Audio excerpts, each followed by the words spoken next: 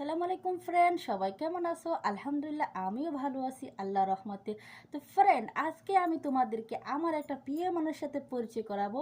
সে আমার সাথে কথা বলতে পারে না, কিন্তু আমি তার সাথে কথা বলতে পারি। তার সাথে আমি সময় খেলাধুলা করি, যখন আমার খারাপ লাগে, ভালো লাগে, আমি তার সাথে গল্প করি।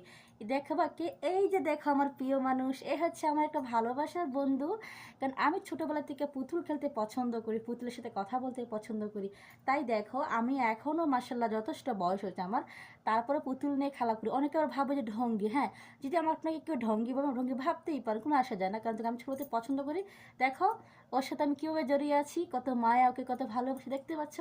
আমারও চোখ আছে, দেখো ওরও চোখ আছে, তাই না? কত সুন্দর কালো।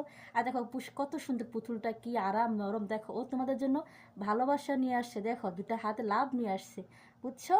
এই যে কিছু বলবো আমার দর্শককে, ওর তোমাকে দেখতেছে, ও বলতেছে তোমরা সবাই যাতে আমার চ্যানেলটা সাবস্ক্রাইব করো, তাই না?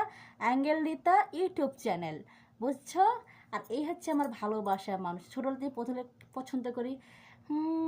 একটা গান আছে না, বলে না,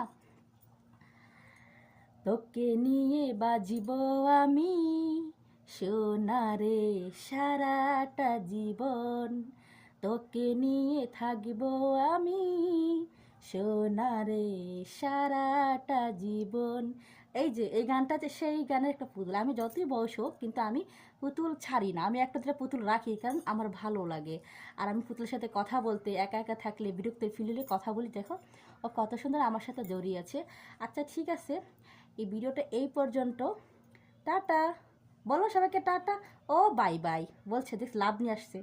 ভালো থাকবা।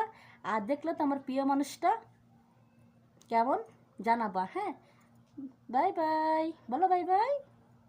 ওকে।